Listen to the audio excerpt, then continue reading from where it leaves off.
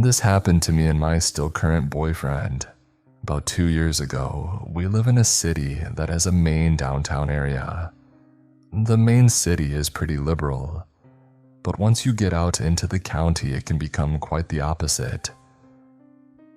That being said, the main city, and especially the downtown area, has a pretty bad homeless problem that's only gotten worse over the years. For the most part, the homeless population is pretty harmless. They know the good spots to hang out. A lot of times they just smile at you, and I always smile back, and you go on your way. Sadly, there has been an increase of incidents, infer what you will, in the last few years with the rise of overdoses and more addictive street drugs. I was living in the main downtown area at the time, having just recently graduated college and wanting to be close to the nightlife. My best friend that I met in college and our roommates, we had an apartment right in the middle of downtown. It was the perfect setup. My boyfriend, let's call him Jack, happened to live 1 block down and then about 5 or 6 blocks south of that. It was about a 10-minute walk, give or take. It was even closer to the heart of downtown as well, so you can imagine how convenient that made it for hanging out, and also not having to take a car and worry about parking. One overcast Sunday morning, my boyfriend and I woke up at my place and decided to walk over to his so that he could grab some things. We had walked the majority of the way. It really was just a straight walk on sidewalks the whole time. We were on the right side of the road with the street to our left. We're not 1 minute away from my boyfriend's place when I notice something ahead that makes me feel a bit uneasy. First off, there's a guy walking in front of us in the same direction we are, with his back to us. I can see he has both earbuds in. He's walking at about the same pace, so we aren't about to run into him or anything. In front of him, facing and walking towards all of us, is a different guy. He had a small frame, was maybe 5'8", wearing dark pants, a red sweatshirt with the hood up, and a backpack. Even though his hood was up, I could see his face. Some short black hair poked out, pale skin, and these black, beady, crazy eyes that I'll never forget. I assumed him to be homeless as it was an area that was popular for them. Now he wasn't looking at us, but rather the pedestrian with earbuds and who happened to be closer to him and in front of us. All of a sudden, I see the homeless guy run and quite literally rush the pedestrian in front of us. Like ran up and then stopped about a half foot from this poor dude's face. Since the guy had his headphones in, he probably just wanted to mind his own business and walk home quietly. He was clearly taken by surprise and stopped and took one of his earbuds out to see what this crazy dude wanted. Me, while I'm a risk taker, I don't like putting myself in the wrong place when I don't need to be. This freaked me out, and I didn't want the guy to notice us and come at us next, so I stepped left off of the sidewalk into the street. There was a pretty big lane for street parking, and it was lined with parked cars, so I conveniently hid myself from view behind a car as I continued walking. I heard this guy start yelling obscenities at the poor pedestrian. Things like, "I'm gonna run you over with a car, I'm going to find you." Like I said, we were not 100 feet from the entrance to my boyfriend's apartment at this point, and after witnessing that, I just wanted to be inside. My boyfriend had continued walking on the sidewalk, and in an instant I had come back in view, and we turned right towards the apartment. Now, the apartment did have a main entrance from the street side on the sidewalk, but my boyfriend had just moved in and didn't have the code for the front door yet. All he had was his fob to the parking garage that led to the stairwell up into the place. We were using that at the time to get in. We walked up to the parking garage door and clicked the button so it would start rolling up. I hadn't looked behind me at that point. I knew I probably should have. But a lot of times if you ignore the crazy people, for lack of better words, they will in turn not bother you.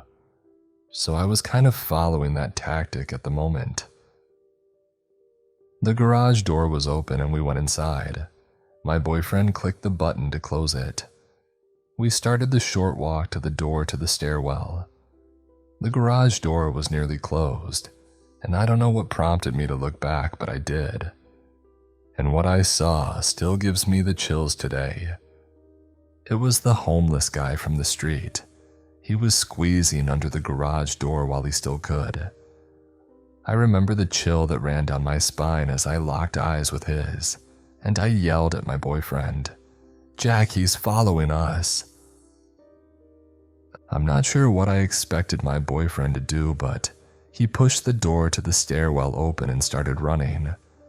That was the moment when I realized this guy had access inside, because the door to the stairwell didn't require a fob or have a lock. Me, definitely not wanting to be the closest one to this guy, took off running after my boyfriend. As I pushed the door open and got inside the stairwell, I could hear the guy behind me doing the same as it was swinging back closed. I looked back and locked eyes with this crazy guy once again, as I realized my only option was to keep running and try to get inside our apartment and close the door before he got there. Yes, this guy was smaller, but what really freaked me out is, since he had a backpack, I had no idea if he had a knife or gun in there. Why else would you chase two people and outnumber yourself? My boyfriend lived on the 3rd floor, of course, so we proceeded to sprint up 3 flights of stairs. I could hear this guy's pounding footsteps behind me. At last we got to our level and opened the door to the hallways and sprinted to his unit and, without looking back, unlocked that door as fast as we could. Still felt slower than hell to this day, and slammed the door shut behind us. I remember looking through the peephole and expecting to see this guy standing there ready to yell at us, but nothing. My heart was pounding. I mean, WTF just happened. We called the cops and told them what happened to us. I'll admit they probably did all they could, but it didn't feel like enough. I was freaked out. This dude now had access to and was inside the building with access to all the apartments and residents. I just imagined him hiding in the stairwell for the next poor soul. Well, the cops came, drove around the perimeter of the complex for a few minutes, weren't able to search inside the building because apparently they didn't have access in, and we weren't allowed to let them in, and left after not finding anyone. It took me forever to get the urge to finally leave that apartment to go run our Sunday errands, but we did. I'm sure the guy was just high on drugs and decided to be crazy that morning and bother some unlucky people. He probably left after he realized he was screwed if people found him there and someone else called the cops. My parents divorced in 2006 when I was 17, right before their 18th anniversary. It had been a long time coming. My dad had sustained a head injury 4 years prior, which escalated his drinking and drug use to a dangerous level. So my mom took the risk and left. Dad left, and we remained in the same house we had moved to from our small town to a small city near our state's capital. It felt weird, but in the first month after he left, we experienced a peace we had never known before. For the first time in my life, I felt truly free. When my dad came to collect his things, he had to be supervised by state police. He had become violent and had threatened to kill me on several occasions.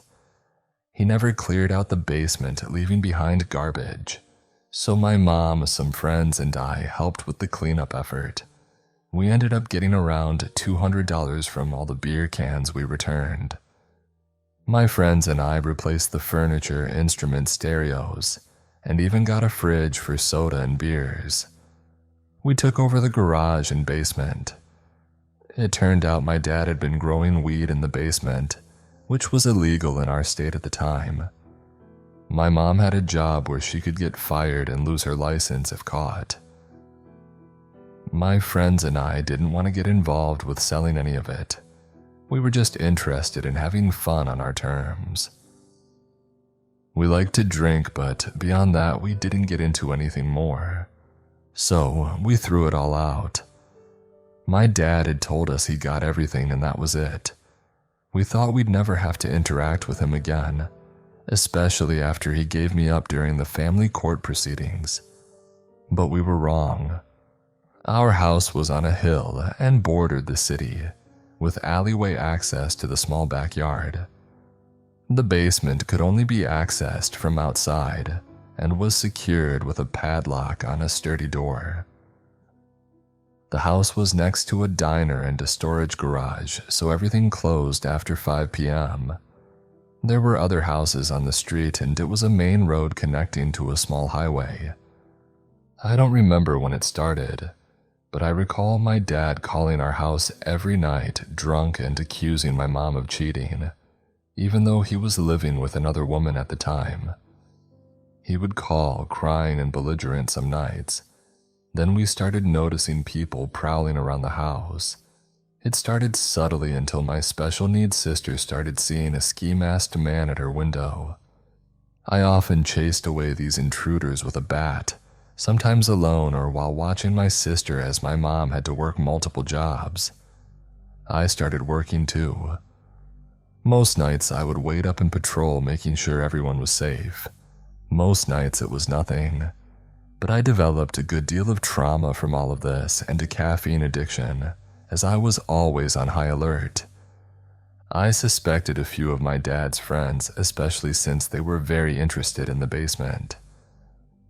I'm not a small person. I had given up playing football and had trained to play for a D1 school, so I was still in good shape and very strong. One particular night, I was awakened by someone tampering with my bedroom window. I looked and saw a man in a ski mask trying to open my window with a large hunting knife in his mouth. I snuck down to the floor and crawled into the living room. I grabbed a Louisville Slugger I kept by the front door, put on my shoes and jacket as it was winter, and snuck outside to confront the man. I recognized him as one of my dad's friends. He started taunting me as I warned him to leave. He swung at me with the knife and I dodged, cracking him on the shoulder with all my strength. I heard bones break as he fell into the snow. I jumped on top of him and started punching him relentlessly, taking off his ski mask. My mom came out and our neighbors came too as he lay unconscious. It took my mom and 5 others to pull me off him, and they had a hard time. As we waited for the cops, he regained consciousness and tried to run, but he was struggling. A car arrived and he managed to escape before we could stop him. This was before Ring doorbells and most people had security systems. We all gave our account to the police and they took his knife. That was it. Things quieted down for a while before it started again that summer, and I cornered the same guy in the dark yard. He demanded his equipment from the basement, and I told him we had tossed it. He charged at me. I picked up a large garden brick and tossed it overhand, hitting him in the same place as before. I heard bones break again. This time I sat on him as he kicked and screamed. My mom called the cops and they came and arrested him. They told me I had broken his collarbone and that he wanted to press charges. Nothing came of it, and eventually the situation blew over, and it all stopped. My dad admitted he was involved and wasn't sorry for pitting these men against his kids and ex-wife, which changed my relationship with him. I saw that man during the pandemic, as our city had many public gatherings. While I'm not the same person, I was glad to see him show a healthy fear. Another one of the guys involved I ran into at the same event last year was very cautious around me, referencing that he didn't want me to do to him what I did to his friend. These guys used to be associated with my dad, and it felt good to know that even though I'm not a violent person, those who are have a healthy fear of the consequences if they mess with my family or try to break into my home. When I first got out of the Army, I was in a relationship with a guy in 3rd Ranger Battalion. Let's call him Jim Reedus. He and I had an apartment together, and I thought I loved him. So instead of going back to my home in Nebraska, I stayed in Columbus, GA. Our relationship started out with him being what I thought was protective over me. Even though I was very attractive at the time, I had very low self-esteem because of an assault I experienced while I was living in the barracks and the bullying I endured afterward. Things moved very quickly. In fact, we were inseparable from the night we met. Anytime another man looked at me, he would get very confrontational toward the guy. I felt safe and protected by this. It made me feel special. I thought he must really value me if he would get so upset by a guy looking my way. At first. Soon when we would be out at the bar, he would get hammered every time and act very nasty toward me if he thought I was looking at another guy. This would cause bitter fights, and I would always end up in a fetal position in bed, sobbing. But still, I stayed. The next day, he would always apologize, making excuses about it being because he was so drunk. But then he would proceed to explain to me why what I had done was wrong. It wasn't long before I found myself totally isolated from my friends and family because he was so insecure he made me take all of my phone calls on speakerphone. My family begged me to leave, but I was afraid I couldn't get by on my own. Then one night we came home from the bar in the usual fashion, him screaming in my face and me sobbing. I told him I was going to go get a room at a motel, and he lost his mind. He yanked the keys out of the ignition and threw them into the wood line. He then got out of my car and proceeded to kick in the front quarter panel of my car. He used so much force, the hinges to the passenger door were bent. I told the insurance company it was a hit and run, or I never would have been able to get the damage fixed. He screamed at me to get inside the apartment, but I couldn't unlock the door without my keys, which he blamed me for. He then grabbed me and started shoving me into the front door, first by my shoulders, then with his hands around my throat, screaming, "Can't you see how much I love you?" I rasped, No, I can't." He let go and I fell to the ground in a heap. That night I had finally had enough. I was finally so angry that I didn't feel afraid anymore. That morning, while he was sleeping it off, I began to make plans. I started by telling him he had to leave and move back into the barracks.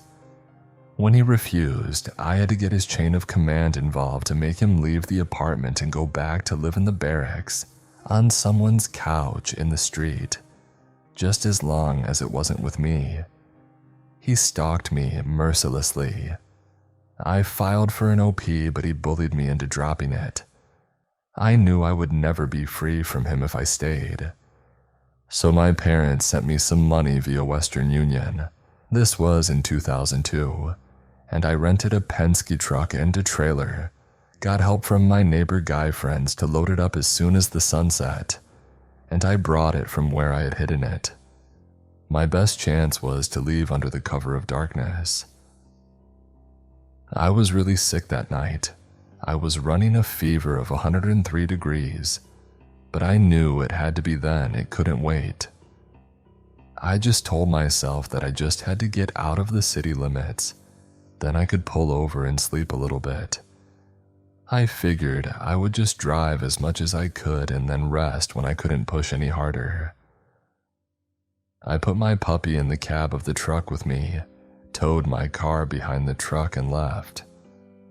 I don't know how except through divine intervention, but somehow I managed to drive nonstop from Fort Benning, GA, to my parents' home in rural Nebraska. I stopped only for fuel, at which time I would feed, water, and walk my little dog Scruffy, use the facilities, and get what food and drink I could afford on my meager budget. I drove 14 hours and pulled into my parents' drive around 10 a.m. CST. I crashed on their old couch and slept for nearly 24 hours straight. I still hope for nothing but pain and suffering for him. He turned me onto pills, then coke, then crack, all while he was on active duty. He was a scumbag of a soldier and man. He reached out to me on social media a couple years ago. I told him what a piece of steaming crap he was, and I told him to rot in hell. It felt amazing, even after all these years, to say that to him and have him be the one stammering. I'm actually glad he reached out to me and gave me the opportunity to verbally rip him to shreds. I'm not afraid of you anymore, Jim, so let's not ever meet again.